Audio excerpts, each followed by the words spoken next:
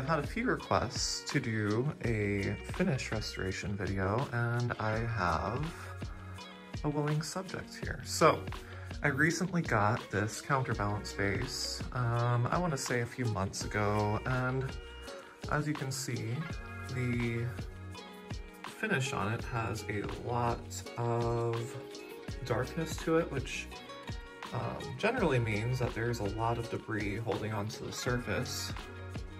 On the neck here, you can kind of see some green peeking through together. You can see a lot of green showing through here, but I think with a little bit of TLC, this is gonna come to life. But before we do that, I'm gonna show you how to disassemble this. I've already removed the light socket area, so there is usually a little latch up here that you can adjust the sockets to go different directions, but I removed that because this base, in fact, did not have an original bell socket on it anymore. So that got sent off to a good friend in New York, the little joint in there, so that the patina can be matched with a proper bell socket. So without further ado, I'm going to show you how to tear down the rest of this.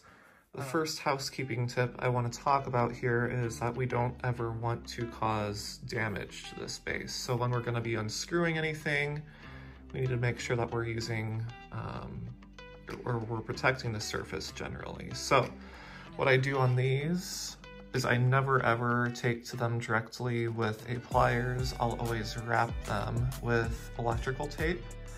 And then in this case, what I did was I also, as another preventative measure, was I took a piece of cardboard to put in the clamp of the pliers, so that way they would not damage the patina. So I pre-loosened this guy, so that'll screw right off. The other tip that I'm gonna give you is keep a baggie of everything that you pull off of this. So all the screws, all the parts, everything goes into one baggie. The third thing that I'm going to point out, and this is specific to the counterbalance bases, some of these are actually filled with lead shot. So you heard that right.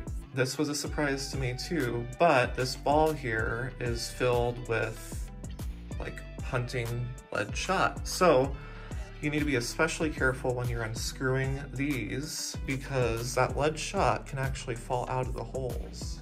The first thing we're going to do is we're going to remove this counterbalance ball. So again, we're being very careful not to mar any surfaces. You can tell that someone had already,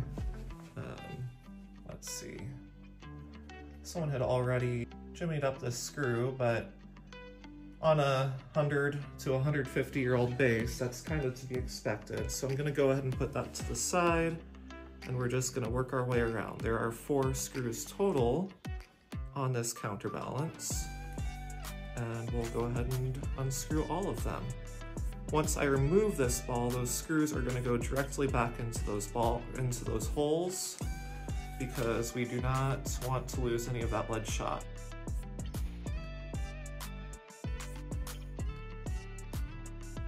Now, as I'm going to pull off this screw that we've loosened, and I'm going to see if I can pull off this entire arm so that I can remove this ball. This is just that electrical tape that we talked about earlier. I'm going to go ahead and put that right on here to protect it from the pliers. And then what we're going to do is we're just going to screw this out.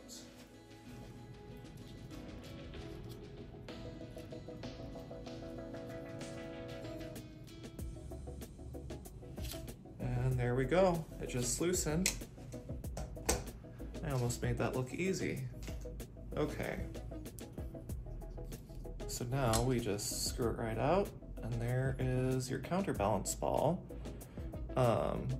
Again, so I'm just gonna let that gently stay there.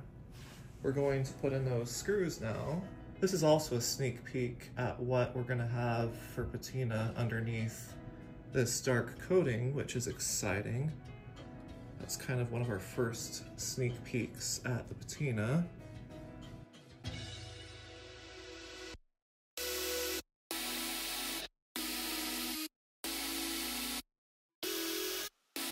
And at this moment, curiosity is killing the cat. I'm wondering. Let's get this last screw in and let's find out if this is lead filled or not, because you can actually hear it shake when you shake it.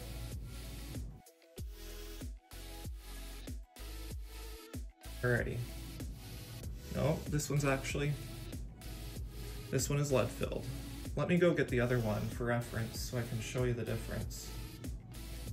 And just like that, in a TV minute, this is a counterbalance ball from a different counterbalance lamp I have. So there is a difference. This one has a plug in the bottom, whereas if we check out this other one, oh, let's do this. It does not have one. Here's the shake test. Hopefully you guys can hear it. So one of the major things we have to be concerned about at this point is we don't want to lose this cable out of this arm, because this is how we're going to rewire it. The last thing we want to happen is to have this cable get pulled through there, because there's a chance we're not going to get it back through. It's a lot more important when it's the original Tiffany cabling, because that is actually braided cable, and if it gets wet at all during the process, it swells inside of this tube and you can never get it back out. So, word of caution. We're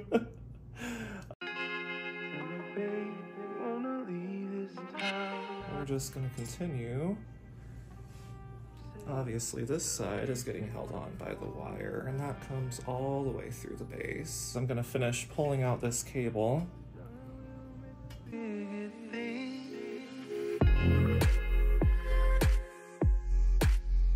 So there we are. That is basically fully disassembled now. I'm just gonna have to be extremely careful during the restoration process so that doesn't, you know, clank on anything. But another little Easter egg there is on the inside of that arm, you can see what the patina should look like. So I think this is going to be a really pleasing restoration for you guys. We moved this operation over to my bathroom. We're going to be cleaning the surface of this with Mr. Clean all-purpose cleaner and just a plain painter's, this is an acrylic edger's brush. So nothing terribly fancy here. What Mr. Clean is it's a degreaser. So what's going to happen is it's going to pull all of the oils and polishes and you know, if someone has smoked in a house that this was in, which is very, very possible. This is the fun part. I get to show you the layers of dirt that comes off of this. So I'm gonna start off with pouring some solution into my glass here. I'll give it a cup or so. And it's always a good thing to do a test spot before you jump in. The other thing that we're not going to do is we're not going to use anything that's abrasive. So we're not using Scotch-Brites, we're not using anything, I mean, even cloth, we're not going to use. This is a very soft brush. Sometimes if I want something that's a little bit more aggressive, I might grip it a little bit lower so that it teases a little bit more, but again, very soft. Patina is fragile, or it can be fragile, so we don't want to destroy this original Tiffany patina. So let me get you zoomed in here. We're gonna use this solution, so I'm just dunking it in the glass over here, and we're gonna coat that and leave it sit for about 60 seconds to do its work.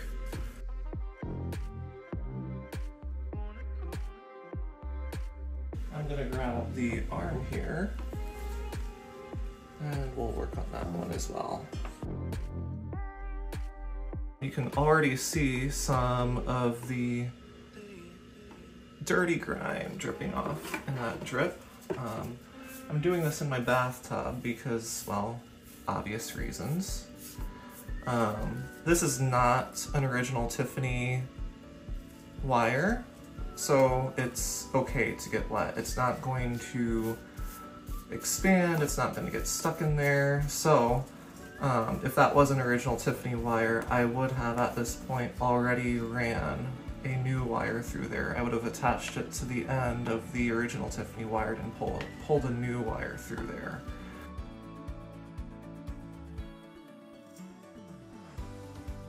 There is already grime coming off in my hand. This is going to be awkward trying to work around my camera, but I'll do my best. So, again, we're just kind of gently teasing the surface. There isn't a ton coming off of this, which means that it probably wasn't in a smoker's house, but check this out. You can start to see the green verdigris peek through. I feel like this is about all we're gonna get off of this. What we're gonna do is we're gonna rinse it, and then we're gonna set it off to the side. It's gonna need to be, have polish applied to it at some point, but check this out though. Look at that. That's pure, unadulterated Tiffany green patina under there. Alrighty, let's go ahead and rinse.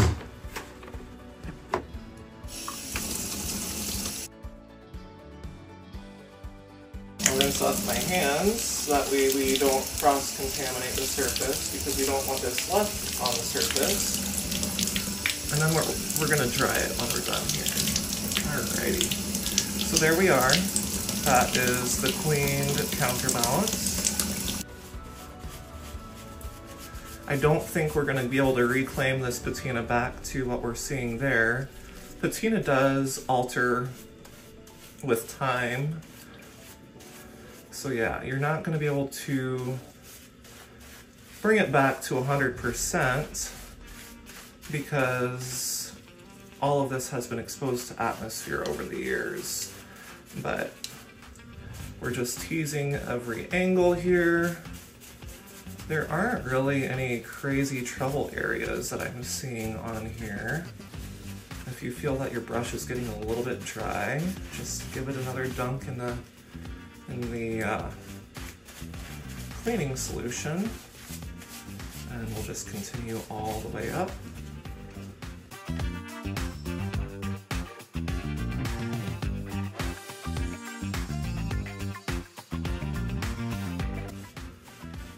Again, very gentle. We're not wanting to scrub the surface, we're just teasing it. This is an interesting area here. You can see that it reclaimed that patina almost back to that color, which is really nice. This arm is doing really well. And I'm wondering if I'm just not being aggressive enough with the brush, because as I'm rubbing that, you can see there's a lot more debris coming off. So let's go at it one more time here.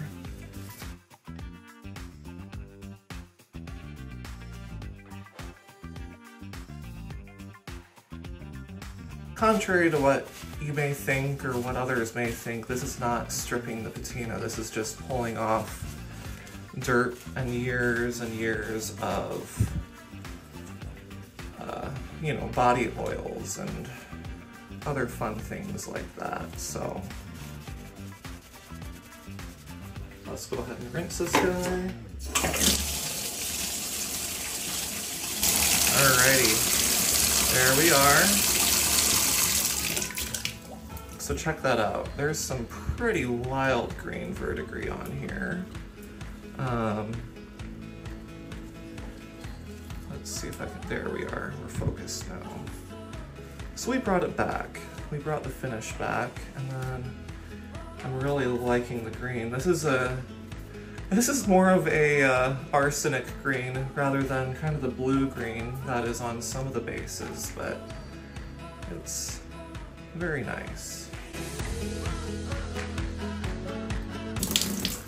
And And again, for those of you who are concerned, oh, he's stripping this back to the copper plating. Well, look in here. This is what the color was originally. And you can see what the color is on the neck here. Again, stop worrying. This here was from presumably shipping at one point during its life. It looks like it got rubbed. So yeah, we'll continue on here. So what are we gonna do now? I'm going to work my way from the top down. We're just gonna kind of brush on, and by the time I get to the bottom, the top is gonna be ready to tease, and then we're gonna rinse it in the end. Get my brush loaded here, and we're off.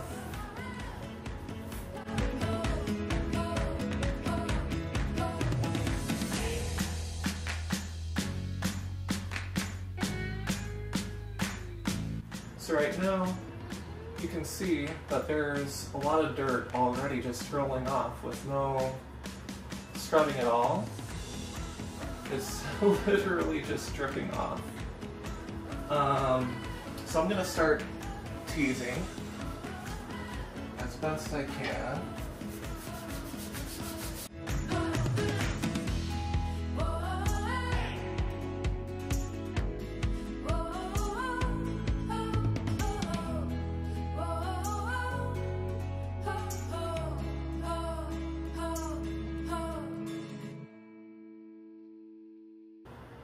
Alrighty, so you can see there's a lot of grime in that.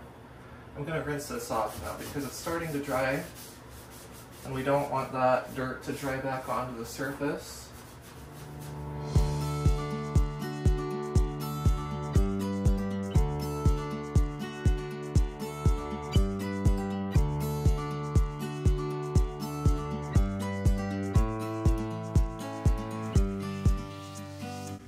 Actually really surprised at how dirty this is compared to the rest of the base so far. It could be that someone tried cleaning the other portion over the years, or who knows?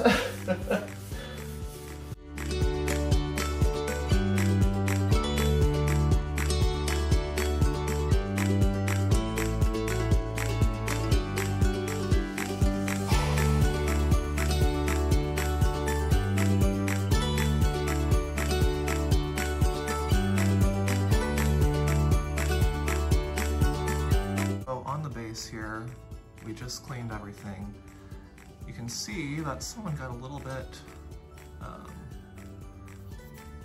aggressive, shall we say, while painting a room. So we have just a bamboo chopstick here, something that's basically just a gentle wood, and I'm gonna ever so gently work on removing this. You can see that there's a little spot there that is taking the paint off.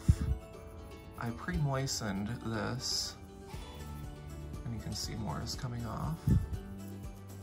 Again, we're not applying pressure. Before you know it, this spot is going to be gone, and the patina won't have been harmed.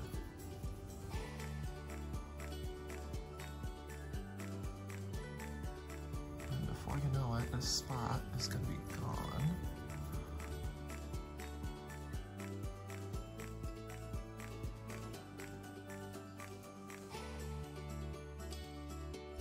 There's probably going to be a darker spot under there because we cleaned the patina, and there'll be dirt underneath that paint spot, but no worries, it'll be just fine.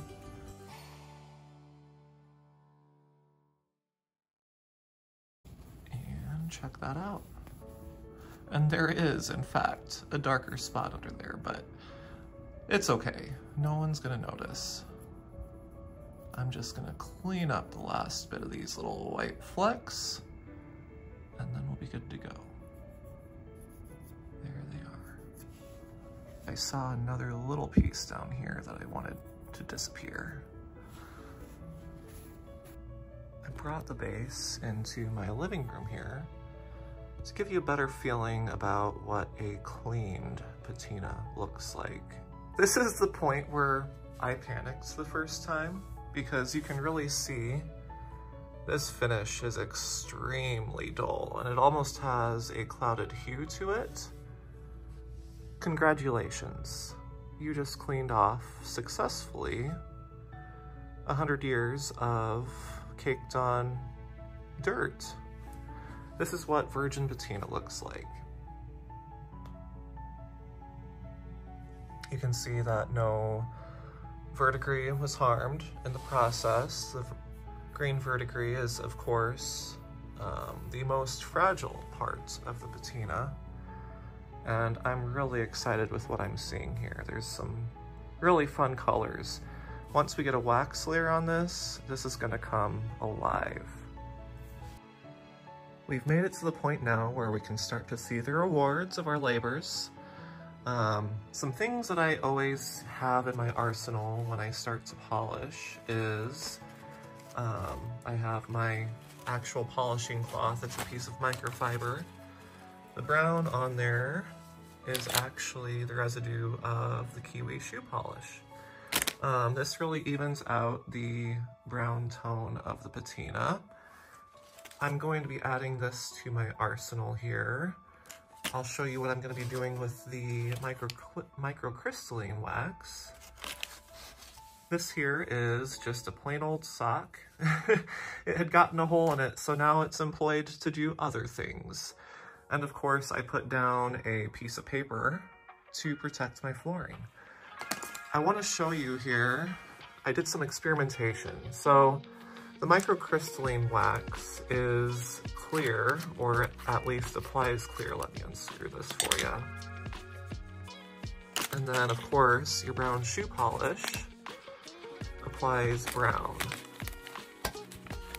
So the brown shoe polish creates kind of an even layer, of course, on there, which is pleasing to a lot of people. It's very common to use in restorations.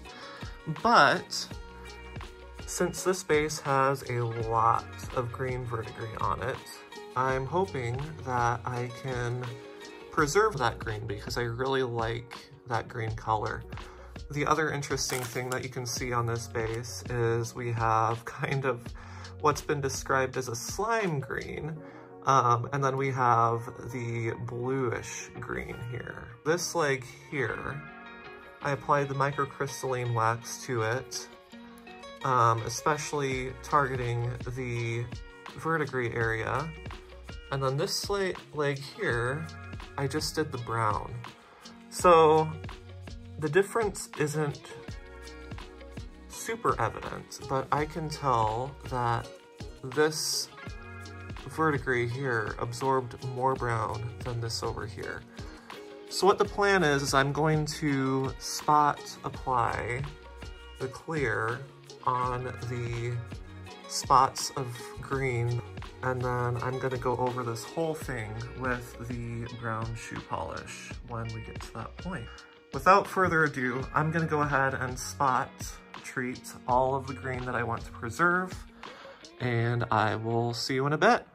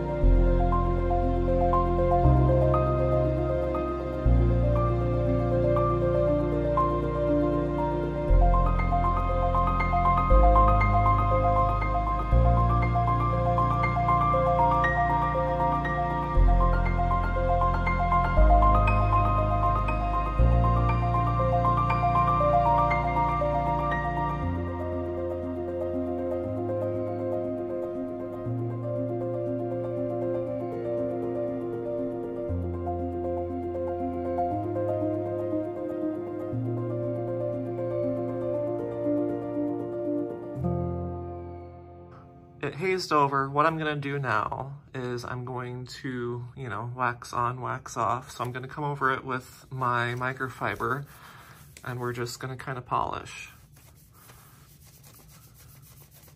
So we're just pulling off the excess now, and I'll be back in just a few minutes.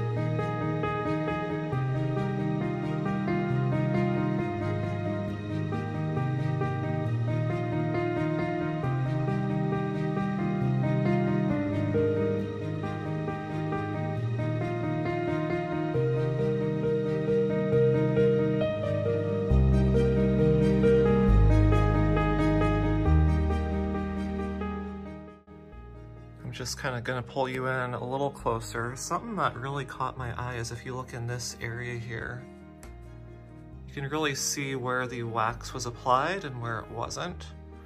The main reason that I was doing this first is to protect the verdigris from soaking up the brown. And I think I'm gonna like the results of this, but it is a bit of an experiment, so if it doesn't look good, then I guess worst case scenario, I clean it again. But from the little test that I did, I'm gonna be pleased. So I'm going to start on the brown now. What we're gonna do is we're just gonna take this sock, we're gonna dab it in here, and we'll coat the entire base.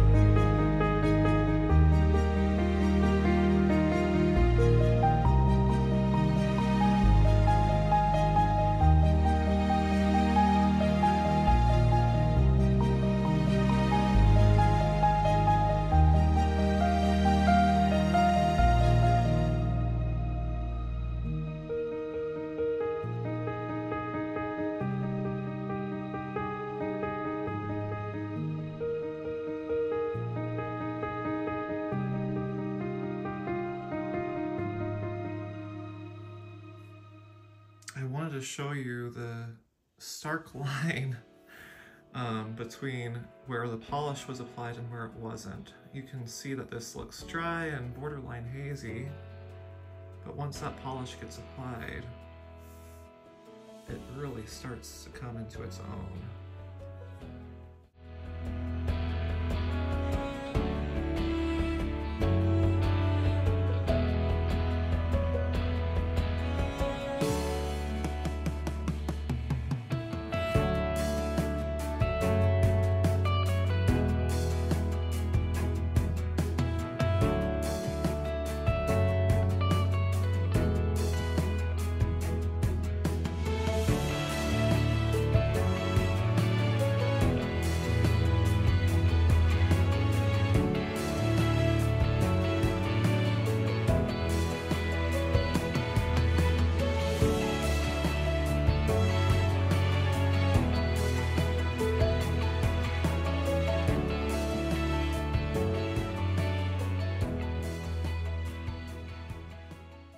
Now that we have our wax layer applied, you can guess what the next step is. I'm gonna take my microfiber cloth and we're gonna go over the base.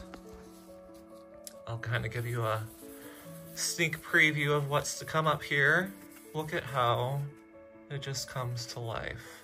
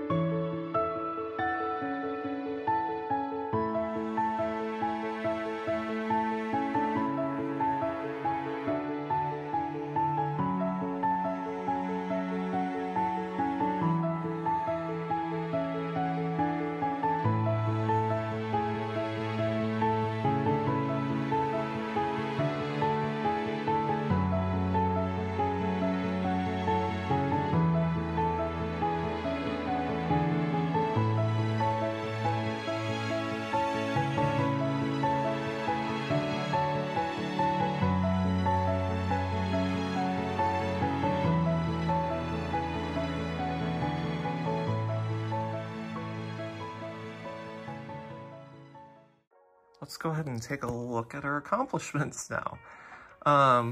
The first thing you notice is, wow, that's a lot of shine, Tim. That might be a little too much. Well, I'm gonna warn you, this does calm down over the next days to a few weeks. So what looks really excessive now isn't going to be excessive in the not so distant future. So check out the greens.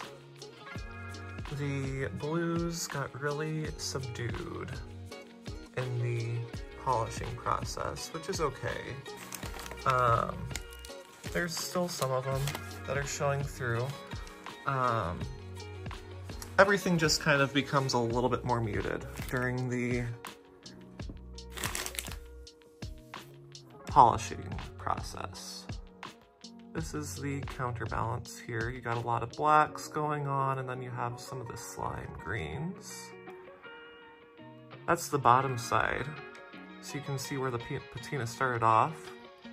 And then with the exposure to atmosphere, it just starts to alter over the years. This is fun. This is really showing the blue patina nicely.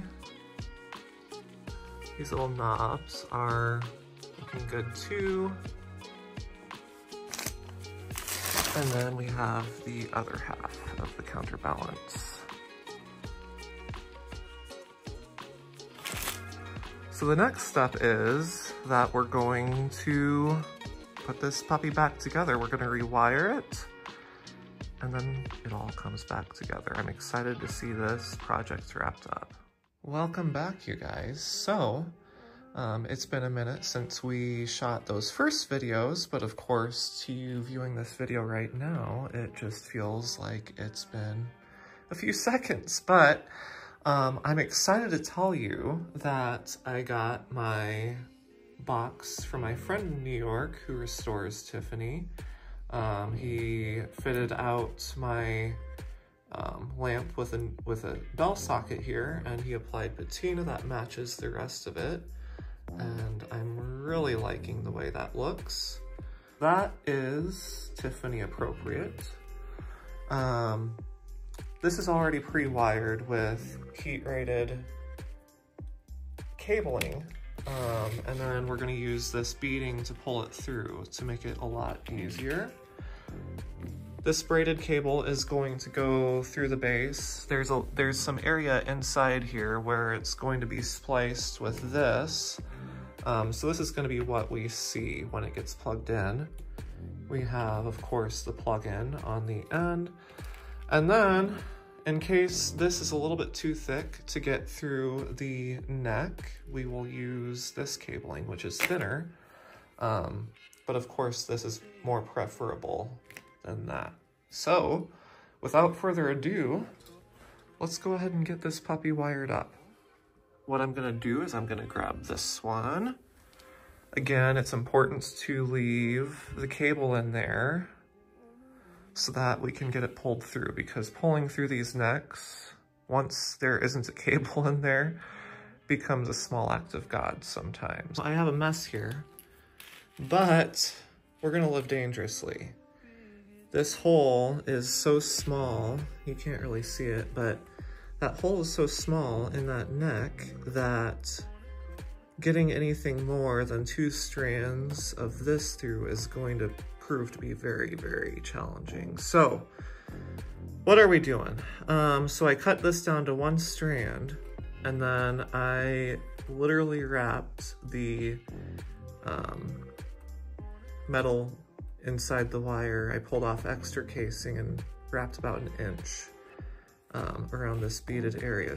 Hopefully this will be the answer, and we're gonna give it a try. We're gonna do or die together here.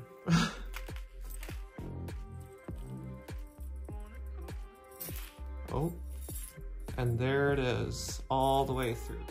We are just, I kind of individually wound wire strands around the beads here, and we're gonna attempt to pull this puppy through.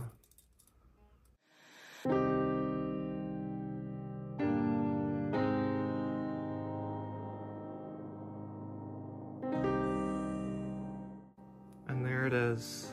It's all the way through. So we're at a point now where the hard work is done.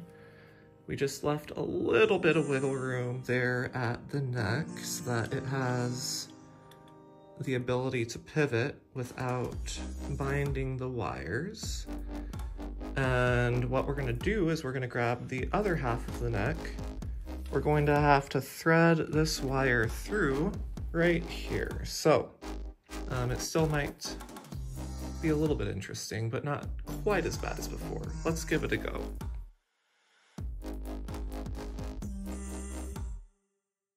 Okay.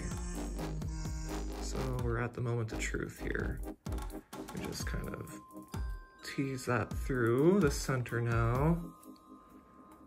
Again, this shouldn't be difficult, it's a straight run. And just like that, we're already out of the bottom.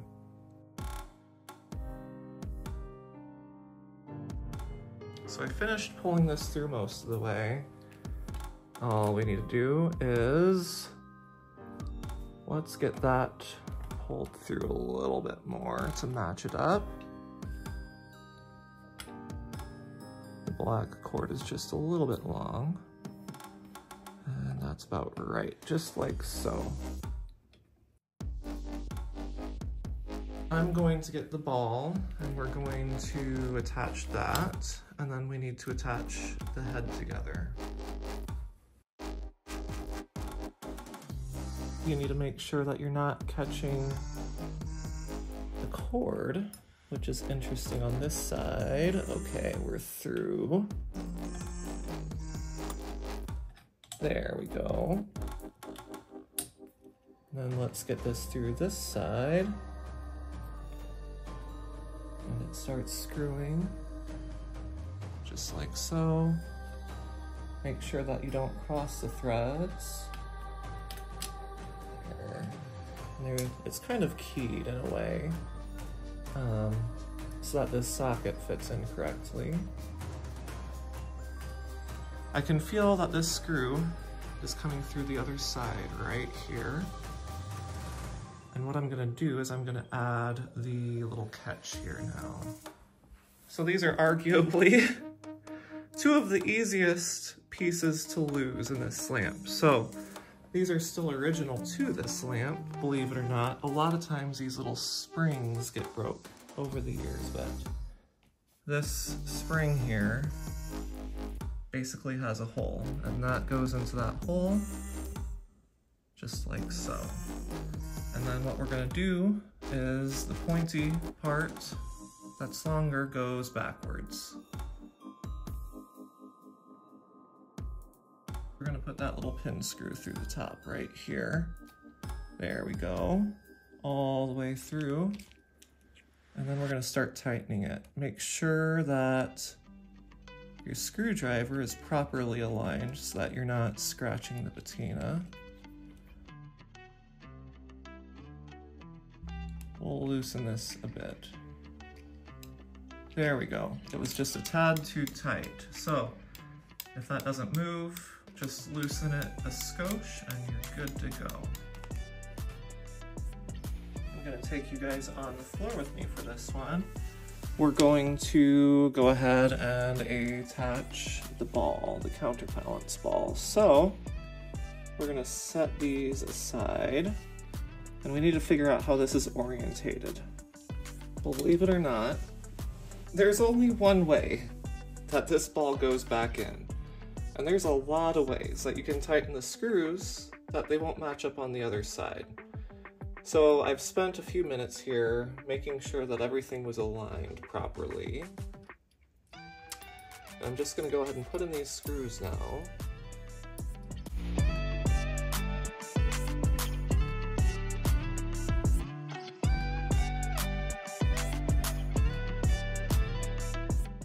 And let's go ahead and put in this screw. Remember which direction this one got put in, it goes in the same direction. But once it hits the opposite side, it threads in. There, I can see it. And we start threading in.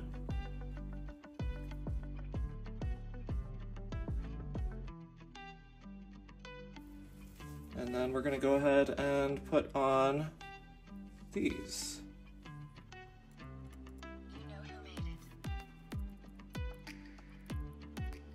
This might be a little bit more difficult to show you, but I'm gonna try. So we're gonna grab this.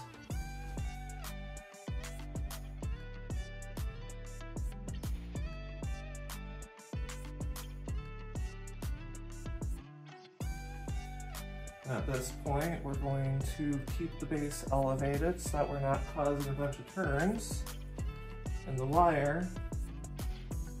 And we're gonna finish threading it on.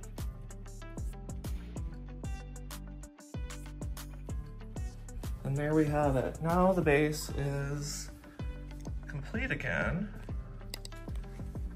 You can see that the wire came out of the bottom here. And we have this matched up. This is adjustable because it's spring-loaded. And then you can tighten this as desired. So I'm gonna show you kind of what's going on underneath here. What I'm gonna do is I'm gonna cut these off, give them about 3 extra inches, and then we're going to strip them. And then they're gonna be spliced with the pretty wire, the braided wire. And then there's gonna be the cap that is going to hide the splices right under here. That's gonna get screwed back in place. So once I do that, I will go ahead and show you the finished base. I just got done wiring and I'm going to finish tightening these screws. I think those are tight enough. It doesn't need to be singing tight, but you can see the cord is coming out of the bottom. And the last thing I'll do is put the plug on. Here is the finished product. It might be really difficult to see the patina because I don't really have a great place with great light in the house right now. But this is the bell socket.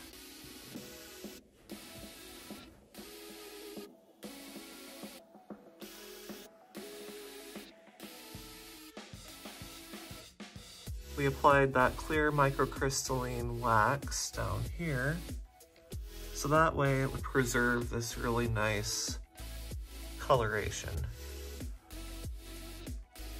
So overall, it is looking fantastic. So if you have any questions, go ahead and shoot me a message. There it is, it's finally done.